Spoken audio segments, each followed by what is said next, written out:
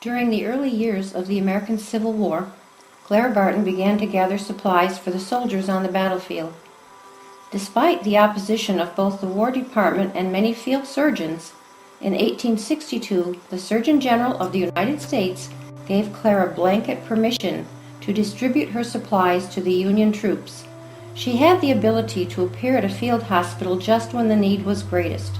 One doctor said she came with everything that was needed, including candles, lanterns, bandages, medicine, food, and drink.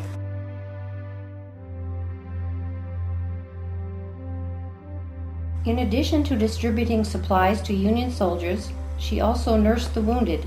Miss Barton cradled the heads of the suffering and brought them food and water.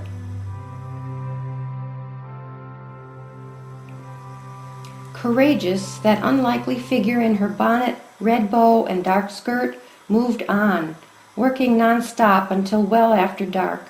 Miss Barton fed and comforted the men and on occasion assisted the surgeon. I may be compelled to face danger, but never fear it. And while our soldiers can stand and fight, I can stand and feed and nurse them. A ball has passed between my body and the right arm which supported him, cutting through his chest from shoulder to shoulder. There was no more to be done for him, and I left him to his rest. I have never mended that hole in my sleeve. I wonder if a soldier ever does mend a bullet in his coat. For 4 long years, Clara nursed many soldiers in the major military campaigns of the war. When the Civil War ended, the nation grieved the deaths of more than 600,000 men. With a large number of Union soldiers missing in action and unaccounted for, Miss Barton organized another campaign to search for the men who had not returned to their families. Upon the advice of her doctors to make a much-needed rest, Clara departed with her sister for a holiday in Europe. Miss Barton had not been in Switzerland very long when she was visited by a delegation from the society known as the International Red Cross of Geneva.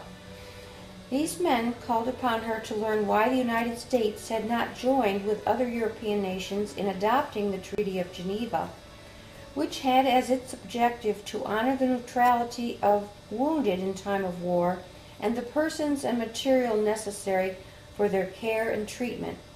As Miss Barton learned more about the international agreement, she became convinced of its great worth to mankind.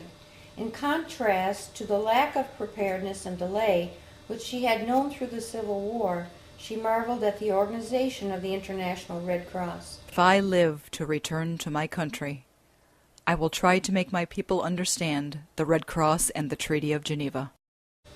In 1870 came the Franco-Prussian War, and Miss Barton was asked to go to the front as a Red Cross worker. During the war, Miss Barton was given the opportunity to witness the Red Cross at work. In 1873, Miss Barton returned to America, once again exhausted and in need of rest. She was encouraged by friends to seek the care of Dr. James Caleb Jackson, founder of our Home on the Hillside in Dansville, New York. This renowned water cure and health institute became home to America's Angel of the Battlefield. While in Dansville to regain her strength, she began a crusade to gather the support of the American people and its government to join the International Red Cross. At first, a nation tired of war was slow to accept the invitation. Clara traveled extensively between Dansville and Washington to lobby Congress and the American president for the ratification of the Geneva Treaty. Clara often returned to Dansville, where she had the support of the Jackson family and many other friends.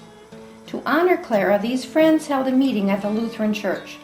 On August 22, 1881, 57 in attendance signed a charter creating the first local society of the American Red Cross. The first 3 societies of the American Red Cross were formed in Dansville and later in Rochester and in Syracuse, New York.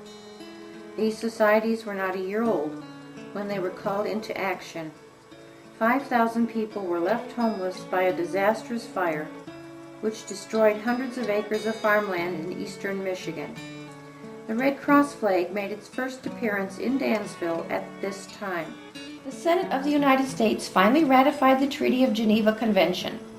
The American Red Cross was officially born, and Clara Barton became its first president. She served this organization for 23 years.